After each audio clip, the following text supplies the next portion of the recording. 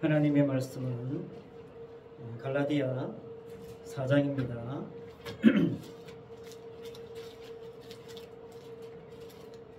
갈라디아서 4장 12절로 20절 말씀입니다. 한 절씩 교독하겠습니다. 형제들아, 내가 너희와 같이 되었은즉 너희도 나와 같이 되기를 구하노라. 너희가 내게 해롭게 하지 아니하였느니라. 내가 처음에 육체의 약함으로 말미암아 너희에게 도움을 전한 것을 너희가 아니라.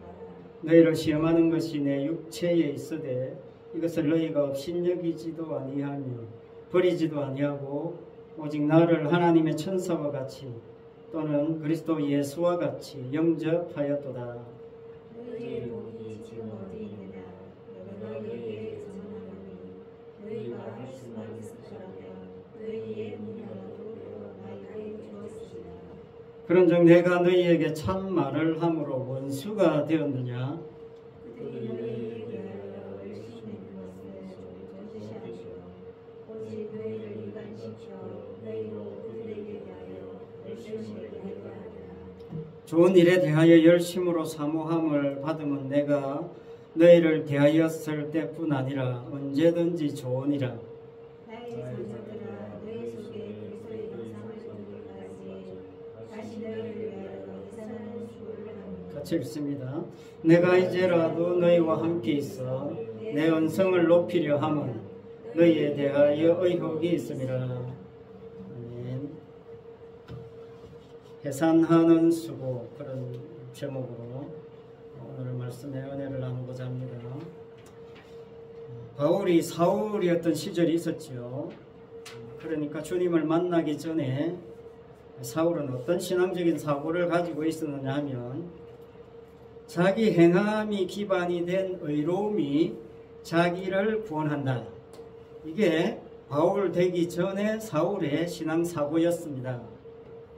그래서 바울이 사울이 였을 때 그는 뭐든지 지키는 재미로 살았죠.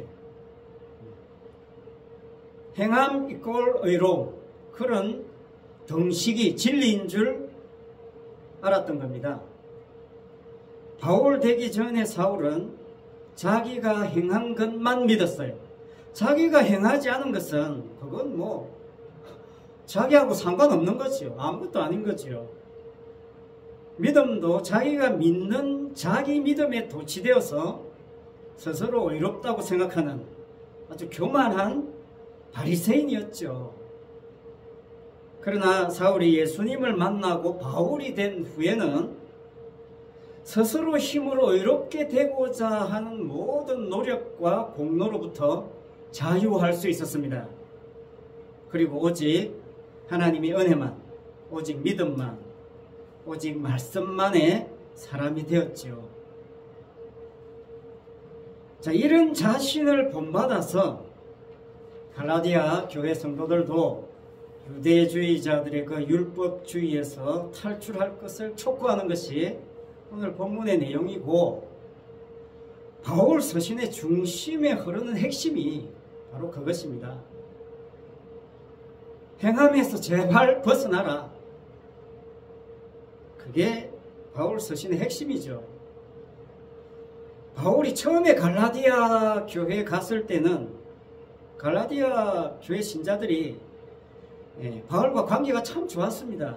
바울에게 어떤 해도 끼치지 않았다. 그렇게 오늘 본문 12절에 말씀하죠. 오히려 바울이 전한 복음을 아주 적극적으로 수용했죠. 그런데 지금은 왜 이렇게 됐느냐, 이런 의미에서 오늘 본문에 바울이 이야기하고 있죠. 지금 왜 내가 전한 복음을 거부하고 있는가? 이게 오늘 본문에 나오는 바울의 안타까움입니다. 처음에는 자기 눈이라도 빼내서 바울에게 주었을 정도로 그렇게 바울을 뜨겁게 환영하고 사랑했던 사람들인데 갑자기 등을 돌렸다.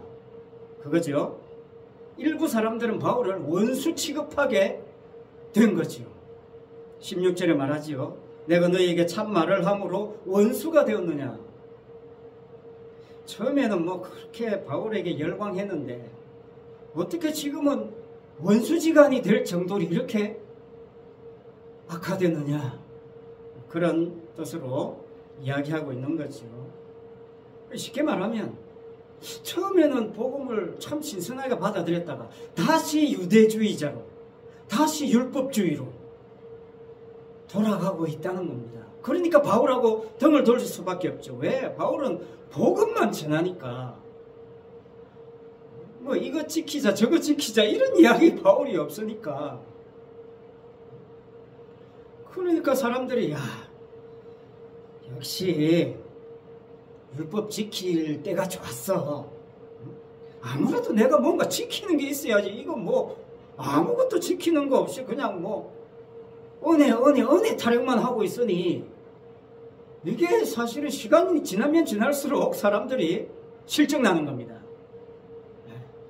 회의를 느끼게 돼요. 그러니까 그래 맞아, 내가 날과 절기해 이거 지킬 때가 진짜 내가 신앙생활 하는 것 같았어. 다시 돌아가는 겁니다. 갈라디아 3장 3절에서 이미 말씀하셨죠. 성령으로 시작하였다가 육체로 마치겠느냐, 그렇게 말씀한 모습이 이 갈라디아 교회도 그대로 드러났다는 겁니다.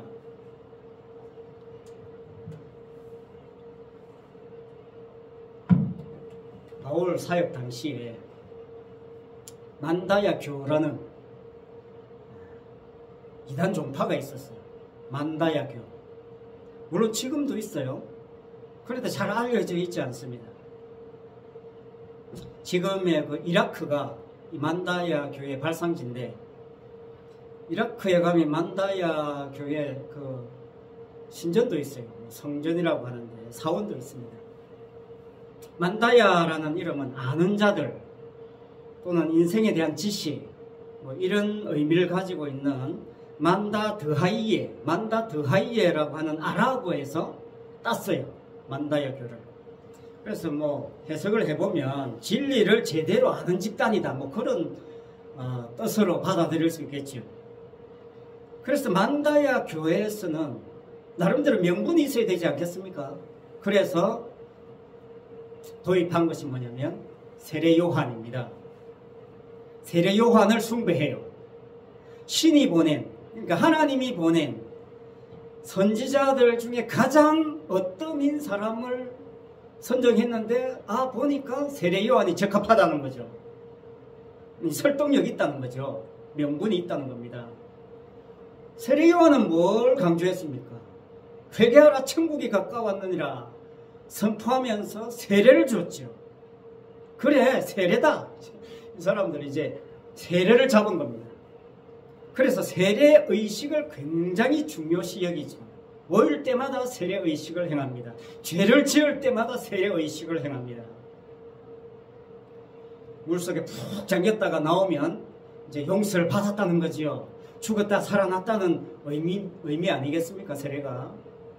그러니까 만다야교는 세례의식 자체를 굉장히 중요합니다. 그러니까 그 의식 자체를 행함으로 죄를 용서받는다는 거죠. 현재 약 7만 명 가량이 있다고 합니다. 전 세계에. 물론 그 이라크 중심으로 그쪽에 주로 많겠지만, 자, 중요한 것은 이 만다야 교가 어떻게 생겨났느냐 하는 겁니다. 앞에서 말씀드린 것처럼 바울이 초창기에 처음에 복음을 들고 나왔을 때는 나름 신선함으로 바울을 따랐죠. 왜? 누구보다도 유대주의자와 율법주의에 목숨 걸었던 인간이 어떻게 하루아침에 저렇게 달라질 수 있을까 해서 뭔가 있는가 보다 해서 따랐죠. 처음에는 굉장히 충격적이었지 않겠습니까? 다 유대주의에 바탕이 되어 있는 사람들인데 값없이 구원받는다네? 나는 아무것도 한 것 없이 은혜로 구원받는데, 와, 이거 좋은데? 처음에는 누구나 다 그런 반응을 했다는 거죠. 그런데 시간이 지나면 지날수록 이거 뭔가 좀 안심이 안 되는 거죠. 뭔가 허전하다는 겁니다. 날과 달과 절기해 지키지 말라고 해서 안 지키니까 처음에는 좋았죠. 그런데 점점 이거 이렇게 해도 되나? 이런 생각들이 밀려오는 거죠. 그래도 내가 뭔가 해야 되는 게 있어야지. 자꾸 이제 이런 생각이 드는 겁니다. 기도도 좀 하고, 기도 시간도 정해놓고 기도하고, 전도도 하고, 봉사도 하고, 헌금도 하고, 때로는 금식도 해야지. 이게 신앙생활 하는 거지. 날과 달과 절기해 하나도 안 지키니까 이게 신앙생활 하는 거 맞아? 점점 그렇게 되더라는 겁니다. 그래서 대안을 찾은 게 세례요한이에요. 세례입니다. 세례의식이에요. 여러분, 지난 시간에도 말씀드린 것처럼 바울은 세례를 주기 위해서 부름받았다고 한 것이 아닙니다. 세례 주기 위해서 바울이 선택받은 거 아니에요. 그래서 바울을 싫어하는 사람들, 바울의 복음에 이제 회의를 느낀 사람들은 더더욱 세례를 강조하는 거죠. 그래서 사람들을 모으는 겁니다. 세례식 한번 행하고 나니까 뭔가 좀 개운하거든요. 자기가 직접 물에 빠졌다가 올라오니까 진짜 이거 이제 용서 받은 느낌이 나거든요. 이 좋은 겁니다. 사람들이 역시 내가 잘못한 게 있으면 내가 직접 회개하고 내가 물에 들어갔다 나오는 이 의식 행해야 용서받은 느낌이 나지. 그런 사람들이 또 모이는 겁니다. 이게 진짜 신앙생활하는 맛이지. 그런 사람들이 모여요. 그래서 이제 점점 이 만다야 교회에서도 기도 규칙, 봉사 규칙, 금식 규칙, 전도 규칙, 이런 것들을 이제 나름 세우는 겁니다. 그래서 그것들을 하나하나 이제 지켜나가게 만드는 거예요. 그러니까 그거 지키니까 이제 그거 지키기만 하면 되니까 오히려 그게 더 쉽거든요. 지키고 나면 되니까. 그러니까 결국 뭡니까? 만다야 교회를 비롯한 모든 이단들의 특징은 자기 나름대로의 신앙 규칙을 정해놓고 그것을 지킴으로 위로를 받는 거예요. 다시 말하자면 자기가 행한 것으로 자기가 위로를 받아. 그게 모든 이단들의 공통점입니다. 자기가 행한 것을 가지고 자기 신앙의 정당성을 내세우는 것. 이게 만다야 교회 이단이고 모든 이단들의 특징이에요. 이런 모습은요, 오늘 본문에서 바울이 강조하는 해산하는 수고하고는 차원이 다릅니다. 바울이 말하는 해산하는 수고는 바울이 행하는 어떤 수고의 봉사의 어떤 자기가 고생하는 그걸 이야기하는 게 아니에요. 19절에 이렇게 이야기하죠. 나의 자녀들아, 너희 속에 그리스도의 형상이 이루기까지 다시 너희를 위하여 해산하는 수고를 한다. 바울이 지금 이렇게 이야기하고 있습니다. 바울이 해산하는 수고를 강조하는 것, 여러분, 해산하는 수고라는 것은요, 이 해산이라는 것은 해산의 고통, 이건요 창세기 3장에서 인간이 죄를 범한 이후에 결과적으로 따라온 거예요.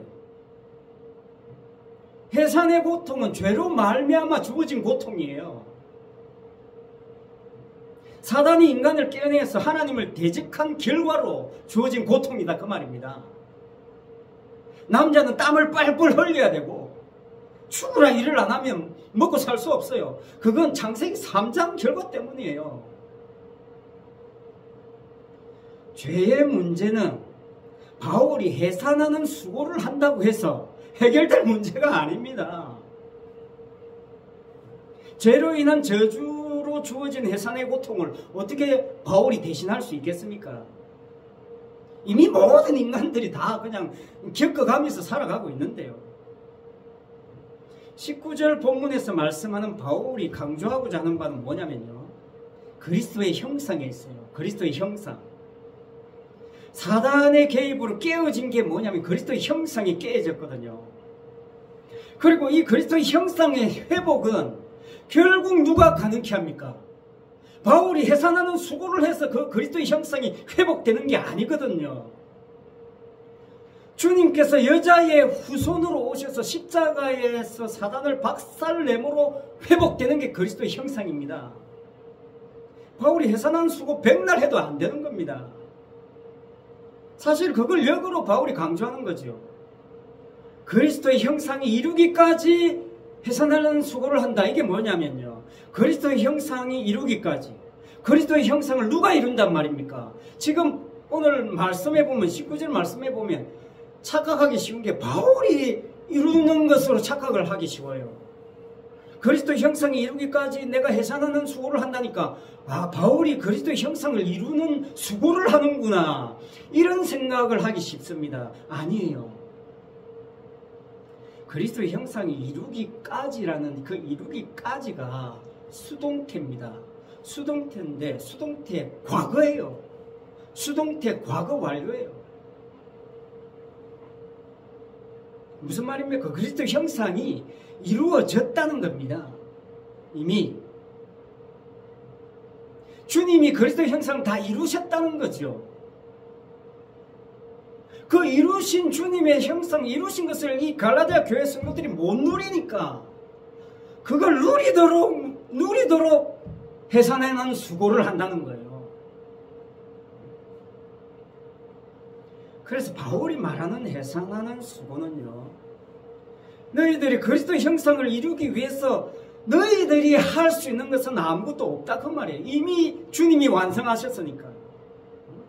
그게 복음이라는 거죠. 그 복음을 견고하게 하는데 살아가는 삶, 그 복음을 견고하게 하는데 쓰임받는 삶, 붙잡힌 바 된 삶, 그게 바울의 삶이고 그 삶 자체가 해산하는 수고다, 그 말이에요.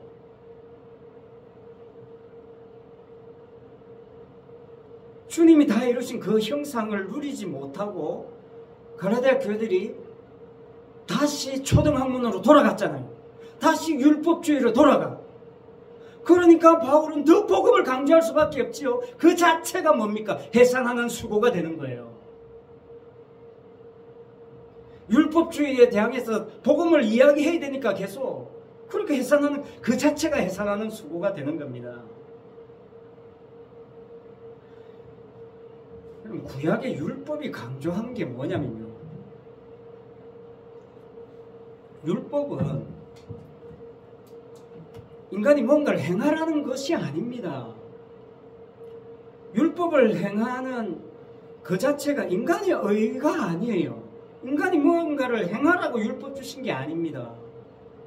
율법은요, 하나님의 의를 드러내라고 주신 거예요. 그게 로마서 3장에서 이야기했습니다. 율법 외에 한 의가 나타났다, 그렇게 말씀했습니다. 쉽게 말하면 구약 때 율법을 이야기하고 선지자들이 강조했던 게 뭐냐면 하나님의 의라는 거예요. 하나님의 의. 그걸 위해서 율법을 주었다는 겁니다. 네 의를 드러내라고 준 게 아니고, 율법 지켜가지고 네 의를 차곡차곡 쌓아서 뭐 천국 가고 복 받아라는 게 아니라, 율법을 주시고 선지자들이 율법을 강조한 이유가 하나님의 의 때문이라는 겁니다. 로마 3장 21절입니다. 이제는 율법 외에 하나님의 한 의가 나타났으니 율법과 선지자들에게 증거를 받은 것이라. 율법과 선지자들이 허구날 증거한 것이 하나님의 의를 증거한 겁니다. 그러니까 율법과 선지자들이 한결같이 강조한 게 뭐냐면, 율법을 지키는 자기 행함으로 의로워진다는 것이 아니라 하나님의 의가 따로 있다는 거예요. 따로 있다는 겁니다. 내가 뭔가를 해서 내가 내 속에서 생산해낼 수 있는 게 아니라 외부에서 들어와야 된다는 거예요. 따로 주어져야 된다는 겁니다. 그게 어떻게 주어지느냐? 예수 그리스도를 믿음으로 말미암아 모든 믿는 자에게 미친다는 거예요. 그렇기 때문에 그게 값 없이 주어진다는 거죠. 왜? 주님의 공로로만 주어지니까. 인간의 의로는 절대 첨가되어서는 안 되는 것. 인간의 의가 절대 첨가되어서는 안 되는 것. 그걸 사실은 오늘 본문에서 이야기하는 해산의 수고가 되는 거예요. 그게 해산의 수고입니다. 하나님의 의만 드러나게 하는 것, 그게 해산의 수고예요. 로마 3장 25절입니다. 이 예수를 하나님이 그의 피로서 믿음으로 말미암는 화목 제물로 세우셨으니 이는 하나님께서 길이 참으시는 중에 전에 지은 죄를 간과하심으로 자기의 의로움을 나타내려 하심이니, 전에 지은 죄를 간과하심으로, 하나님의 의를 나타내는 방법이 죄를 간과한다는 겁니다. 네 죄 안 따지겠다는 거예요. 하나님 자신의 의로움을 나타내시기 위해서 예수님을 십자가에 내어주시고 택한 백성들의 죄를 그냥 덮어버리겠다는 거예요.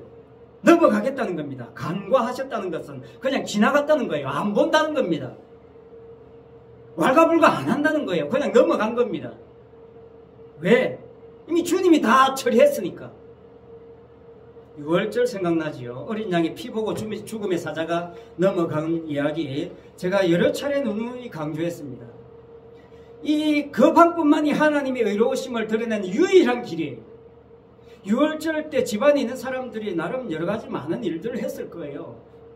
집안에서 뭘 하든 지금 상황이 하나님이 심판하신다니까 집안에서 기도했을 수도 있고, 모여서 두려워했을 수도 있고, 걱정했을 수도 있고, 집에서 싸움 박질했을 수도 있습니다. 그러나 그 집안에서 어떤 일이 일어났든지 상관없이 그 집 밖에서 죽음의 사자가, 그 집 밖에서 죽음의 사자는 뭐만 상대해요? 피만 상대하는 겁니다. 이 집에 어린 양이 피 있나 없나 그것만 보는 거예요. 있네, 넘어가는 겁니다. 집안에 있는 사람들의 상황은 전혀 고려의 대상이 안 되는 거예요. 이 지금 죽음의 사자가 죽음의 심판을 내리는 그 기준에 그 집안에서 무슨 일이 일어났는지에 대해서는 고려의 대상이 안 되는 거예요. 오직 하나, 피가 있냐 없냐, 이 집 문설주에 인방에 피가 발려있냐 없냐, 그것만 유일한 관심의 대상이에요. 죽음의 사자는. 있네, 넘어간 겁니다. 없어, 들어가서 다 죽이는 거예요. 제가 왜 이 점을 강조하느냐, 사람들이 믿음을 너무 오해하기 때문에 그렇습니다. 율법으로는 안 되나? 율법 지킨 거 안 되고 예수 피 믿으면 된다니. 그래요? 그러면 지금부터 제가 예수 피 믿겠습니다. 자, 이렇게 나오는 겁니다. 자, 이렇게 나오는 게 왜 잘못됐냐? 제가 지금 뭘 강조하느냐면요, 내가 십자가 믿어서 구원되는 십자가도 복음이 아니라는 거예요. 그건 여전히 율법 지킴과 같은 선상에 있는 겁니다. 율법의 자리에 그냥 내가 예수 믿어주는 내 믿음만 교체된 거예요. 여러분, 예수 믿어야 구원받는다는 말은 네 힘으로는 절대로 믿을 수 없다는 점이 내포되어 있는 거예요. 지난 시간에 말씀드린 낙타와 바늘기와 같은 겁니다. 불가능성이에요. 불가능성. 예수 믿어야 구원받는다는 것은 네한테는 불가능성이다, 그 말이에요. 네 믿음으로는 안 된다는 그런 뜻입니다. 그럼 성경에 있는 내용 안다고 구원 되겠습니까? 성경에 있는 중요 구절 달달달 외운다고 구원 되겠습니까? 그렇다면 정말 구원 쉬운 거예요. 사형리 외우고 영접기도 딱 했다. 이제 당신은 지금부터 구원받은 하나님의 자녀가 되었습니다. 이게 가능하다면 예수님이 십자가에 왜 죽습니까? 죽을 필요가 없습니다. 사형리 외우게 하라든지 성경구절 외우게 하라든지, 그러면 구원된다든지 하면 되지. 십자가는 인간의 불가능성을 강조하는 거거든요. 성령이 와야 된다는 겁니다. 그래서 사형리 외워서 영접기도 하면 되면 성령 외울 필요가 없죠. 제가 중학교 때 그래도 참 열심히 신앙생활을 했잖아요.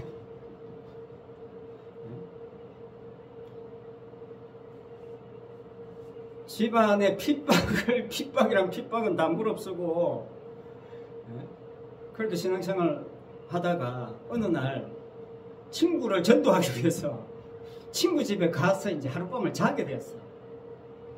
그래 하룻밤 잤는데 새벽에 이상한 소리가 들려요. 이상한 소리가. 뭔가 옆방에서 이상한 소리가 다른 거야. 남녀 이런 이런 남녀 이런 이상 앞에 남녀만 들리는데 뒤에 소리는 잘 안 들려. 남녀 이런 이상한 소리가 들려서 저게 뭐지? 했는데 나중에 알고 보니까 저는 남녀 호랭객효라는 자꾸 이제 상상을 해가 남녀 호랑객효 그렇게 들었어요. 그 남자 여자가 호랑이를 섬기는 무슨 사이비 종판가 생각했는데 남묘 호랭객효입니다. 남묘 호랭객효. 남묘 호랭객효가 뭐냐면 일본의 그 신흥 불교 계통의 신흥 종교예요. 국제 창가 학회라는 불교 쪽의 하나의 종파라고 볼 수 있겠죠. 그러니까 남묘 호랭객효가 뭐냐면 일종의 주문이에요. 그러니까 새벽마다 특정 시간에 물 떠다 놓고 남묘 호랭객효 이걸 계속 반복하는 겁니다. 그러니까 남묘 호랭객효가 뭐냐면 불교의 그 법화경 이름 뭐냐면 묘법 연화경이라고 해요. 묘법 연화경. 그걸 일본식으로 표현하면 묘호랭객효가 된대요. 묘호랭객효. 거기다가 남자를 붙였죠. 그 남자는 뭐냐면 나무아미타불 할 때 남자예요. 나무. 귀한다는 뜻이에요. 나무는 귀한다. 그러니까 나무를 줄여서 남자로 해서 남묘호랭객효라고 한 거죠. 그러니까 묘법 연화경을 믿는다는 뜻이에요. 쉽게 말하면. 그 불교의 그 모법 연화경에 귀한다. 그거 믿고 의지한다. 그리고 이제 그 일본식 발음 남묘호랭객효 이걸 계속 반복해서 주문식으로 외우면 복이 들어온다. 그게 이제 그들의 신앙생활의 핵심이에요. 일종의 주문을 외운다는 건 뭡니까? 일종의 자기 체면이죠. 계속 그래 나는 할 수 있어. 나는 된다. 나는 복을 받는다. 계속 주문을 외우면 뭐 이게 남묘 호랭객효만 아니라 이 세상 초등 학문에서 다 통하는 거잖아요. 심지어 어떤 분은 이게 기독교의 할렐루야 아멘하고 같은 의미다 이렇게 이야기를 했어요. 교회에서도 아멘 뭐 심심하면 아멘 시키잖아요. 할렐루야 아멘. 제가 어릴 때는 목사님들이 이렇게 가르쳤어요. 기도 안 돼? 기도 잘 못해? 그럼 자꾸 주여만 외치래. 주여만 외치면 기도가 터인대. 그래서 번회 때마다 기도할 때마다 기도 잘 모르니까 주여만 한동안 얼마나 외쳤는지 모릅니다. 지금 생각해보면 그게 남묘 호랭객효랑 다를 게 뭐냐 그런 생각이 들어요. 방은 안 터져? 할렐루야를 계속 반복해. 그렇게 가르쳤다고요. 할렐루야 그러면 랄랄랄랄랄랄라 돼가지고 이제 아이고 방은 터졌다. 성령 받았다. 참 어처구니가 없어도 그렇게 어처구니가 없을 수가 있습니까? 그런 식으로 가르쳤다니. 알게 모르게 이게 남묘 호랭객효처럼 신앙생활을 한 거지. 믿음은 내가 예수님을 믿는 것이 믿음이 아니고 피가 나를 구원했다는 것을 믿는 그 믿음이 믿음이에요. 그래서 그 믿음은 들어온 것이지 내 속에서 나온 게 아닙니다. 그래서 제가 지금까지 이야기했던 것에 가장 강조하고자 하는 바가 뭐냐면 내가 빠져야 된다는 거예요. 내가 빠져야 된다는 겁니다. 6월절 곰곰이 생각해 보시면 돼요. 내가 빠지는 겁니다. 이런 장면 상상하시면 돼요. 내 자녀들이 밖에서 놀고 있는데 부모가 앉아서 선생님하고 자기 자녀에 대해서 자기 자녀를 어느 학교에 보낼까? 학원 어디 보낼까? 이 자식은 밖에서 뛰놀고 있는데 부모하고 선생님은 이 학원 어떻습니까? 이 과목은 좀 이렇게 해야 되고 저렇게 해야 되고 막 의논하고 이야기하고 결정을 여기서 다 해. 그리고 나중에 저리 가 이렇게 작은 가 내가 빠지는 거죠. 내 인생의 결정을 내가 한 게 없다는 거예요. 우리가 잘 아는 구원파, 구원파가 사실 단순한 이단이 아닙니다. 뭐 구원의 확신이 있습니까? 이걸로 물론 출발하지만 이런 구원파에서 어떻게 가르쳐요? 기존 교회에서 가르치는 거 그거 다 인간의 행함이다 이렇게 가르쳐요. 인간의 행함을 강조하는 것이다. 복음 아니다. 그렇게 가르쳐요. 예수 피 믿어야 구원받는다. 이제 이렇게 나와요. 그래서 구원파에서 강구하고 잘못한 게 뭐냐면 이제 예수 피 믿으면 구원받는다. 그래서 우리한테 와야 이제 구원이 있다 이렇게 가르치는 거예요. 다른 데는 다 자기가 지켜서 자기가 행해서 구원받는다고 가르치잖아 교회에서. 그런데 우리한테 오면 예수 피 가르친다는 거죠. 그래서 이제 예수 피 믿고 새로 태어나야 된다. 그래서 이날부터 이제 진짜 네가 구원받은 날이야. 네 지금까지 구원받은 날은 언제인지 모르잖아. 맨날 매달 며칠 몇 시 모르잖아. 이런 거 따집니다. 그래가지고 우리한테 오면 예수 피 믿었다. 오늘부터야. 이게 구원파예요. 그러니까 구원파가 지금 착각하는 게 뭐냐면 내가 이제 예수 피 믿어서 구원받았다는 것을 또 이제 강조하는 겁니다. 똑같은 거예요. 유대주의랑 똑같은 겁니다. 만다야교랑 다를 게 없어요. 내가 예수 믿는 내 힘으로 이제 구원받은 거예요. 복음은 뭐냐? 내가 믿기 전에 이미 내 속에 들어와 있었던 겁니다. 그걸 나중에 알았어요. 그게 믿음이에요. 믿음은 뒤에 고백되는 거지. 아, 이제부터 내가 예수 믿어서 구원받았습니다. 이런 믿음은 다 자기가 만들어낸 믿음이에요. 그래서 사도가 율법 외에 한 의가 있다고 한 겁니다. 율법 외에 한 의가 있다는 말은 그 한 의가 성도를 만들어낸다는 거예요. 주님이 성도를 만들어낸다는 뜻입니다. 그게 새로운 피조물이죠. 새로운 피조물. 피조물은 만들어내는 거거든요. 피조물이 알아서 만들어지는 게 아닙니다. 어떻게 피조물이 알아서 자기가 만들고 자기가 구원하고 자기가 자기 인생을 책임집니까?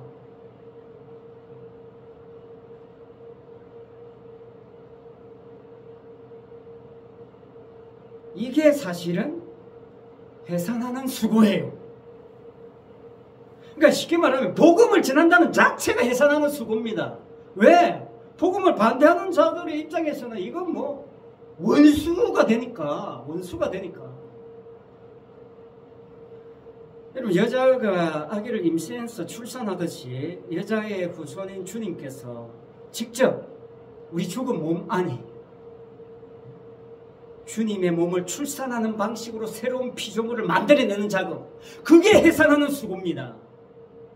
사도는 그 정인으로 주님의 해산하는 수고에 동참한 거죠. 성도는요, 율법 외에 한 의가 나타나서 나를 구원했습니다. 이거 외에는 고백할 게 없죠. 내가 예수 믿습니다. 그래서 사실은 이 주기도문 지난번에 뭐 혹시나 새로 오는 사람 생각해서 요새 모든 교회가 다 새로운 주기도문을 외우니까 사실 제가 이 새로운 주기도문 사실은 좀 마음에 들진 않아요. 이전 게 사실은 더 좋습니다.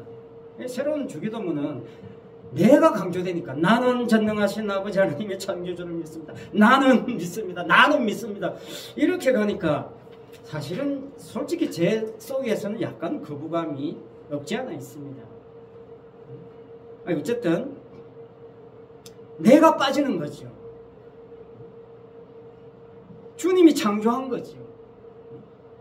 여러분, 혹시라도 천국 문 앞에서, 만약에 천국 가면 천국 문 앞에서 뭔가 점검을 한다면 절대로 세상에서 살 때 내가 이런 거 했습니다, 저런 거 했습니다, 이거 입 뻥끗하면 안 됩니다. 세상에서 내가 개척교회 섬긴다고 얼마나 고생했는지 아십니까? 이런 거 안 통합니다. 천국 문 안 열려요. 성경 66권 내가 통째로 외웠습니다. 이런 거 천국 문 절대로 안 열립니다. 안 통합니다. 예수님이 십자가에 죽으신 공로, 그 피 공로 때문에 제가 여기 앞에 있습니다. 이거 외에는 다른 고백을 하면 안 돼요. 십자가의 피의 능력과 공로와 은혜가 내 속에 주입된 것을 내가 그냥 봤어요. 이 이야기밖에 할 게 없는 겁니다. 내 솜씨가 아닙니다. 여기까지 이 천국 문 앞에까지 온 거 내 솜씨가 아닙니다. 이 고백 외에 다른 고백은 필요가 없어요. 여러분 수면 내식은 해봤잖아요. 수면 내식이요. 자, 전립습니다. 주사 넣습니다. 하나 둘 셋 하면 기억이 없잖아요. 눈 뜨니까 끝났어요. 뭔가 주입됨으로 인생이 쉽게 말해 수면 내식은 뭡니까? 죽었다가 살아난 거나 마찬가지예요.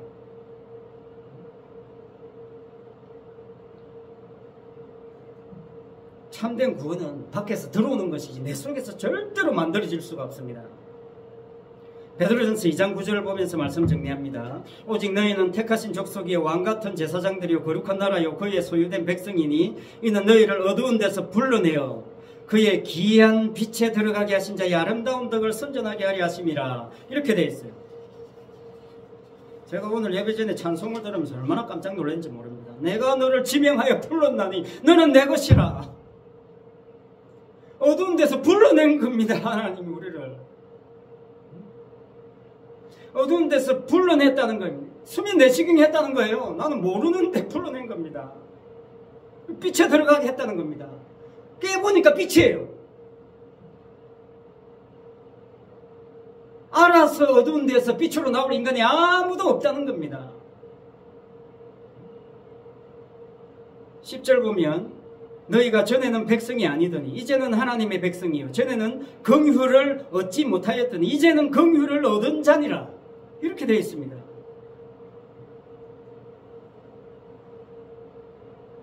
쉽게 말하면 해산의 수고가 주입된 거예요. 주사바늘로 주입된 겁니다. 긍휼이 내게 쏟아져서 내가 어둠에서 빠져나온 거예요. 불러냄을 받은 사람에게는 긍휼밖에 안 보이는 겁니다. 긍휼만 보여요. 자기가 뭘 했다는 게 이게 안 보여요.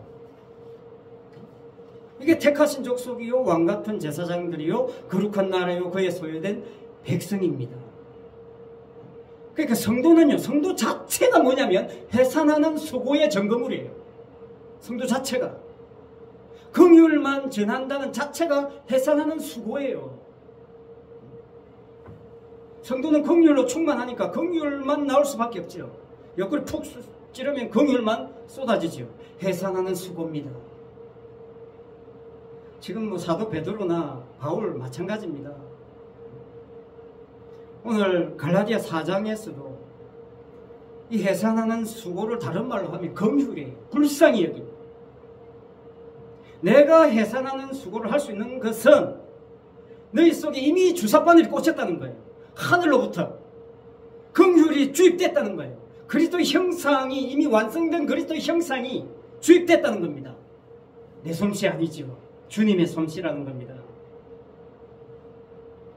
어두운 데서 불러냄을 당한 사람은요 어두운 곳의 삶을 아는 겁니다. 어두워 봤으니까, 어둠에 있어 봤으니까. 바울이 강조하는 어둠의 핵심이 뭡니까? 자기가 말씀 지켜서 하나님께 영광 돌려보겠다는 거예요. 몸과 마음 다 바쳐서 율법 지키고 착한 일은 전부 다 하면서 살았던 그 시절이 바울은 뭡니까? 어둠이라는 거예요. 율법 지키는 재미로 살았던 삶이 어두움의 삶이었다는 것을 바울이 너무나 잘 알지. 그래서 복음밖에 이야기할 밖에 없는 것, 그게 해산의 수고입니다. 성도는 자기 행함에서 불러냄을 받은 사람이에요. 자기 자신에게서 자유한 사람이에요. 그렇기 때문에 성도는 성도의 삶 자체가 여러분 그냥 걸어다니는 해산의 수고예요. 성도는. 그래서 성도는 이 어두움에서 불러냄을 받아서 빛의 자녀가 되었기 때문에 걱정하고 두려워할 게 없다. 이게 성도의 삶이고 이것만이 해산하는 수고입니다. 기도하겠습니다. 아버지 하나님 참 감사합니다. 내 속에서 나오는 것은 사실 더럽고 추한 것밖에 없고 외부에서 내 속에 들어온 그것이 나를 살린다는 이 사실에 대해서 아버지, 우리가 흔들림 없는 신앙의 삶을 살아가게 하여 주시옵소서. 그것만 의지하는 것이 믿음입니다. 아버지 하나님, 이 믿음 안에서, 이 은혜 안에서, 이 긍휼하심 안에서, 이 해산의 수고 안에서 참 자유함을 누리는 그런 귀한 성도의 삶을 살아갈 수 있도록 은혜를 베풀어 주시옵소서. 감사를 드리며 예수님 이름으로 기도합니다. 아멘. 찬송 191장입니다.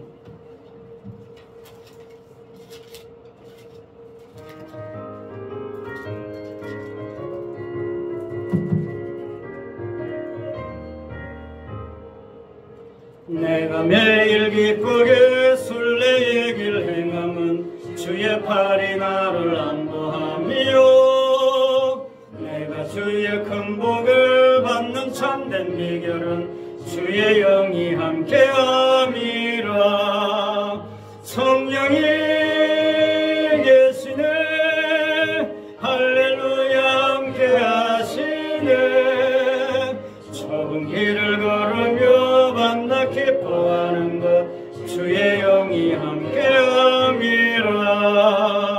전에 죄에 빠져서 평안함이 없을 때 예수 십자가의 공로 힘입어 그 발 아래 엎드려 참된 평화 얻음은 주의 영이 함께함이라. 성령이 계시네, 할렐루야 함께하시네. 좁은 길을 걸으며 밤낮 기뻐하는 것 주의 영이 함께함이라.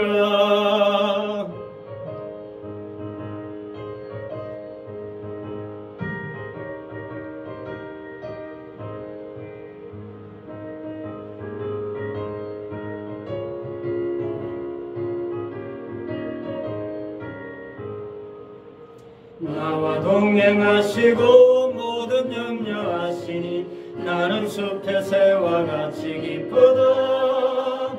내가 기쁜 마음으로 주의 뜻을 행함은 주의 영이 함께함이라. 성령이 계시네, 할렐루야 함께하시네. 좁은 길을 걸으며 밤낮 기뻐하는 것 주의 영이 함께함이라.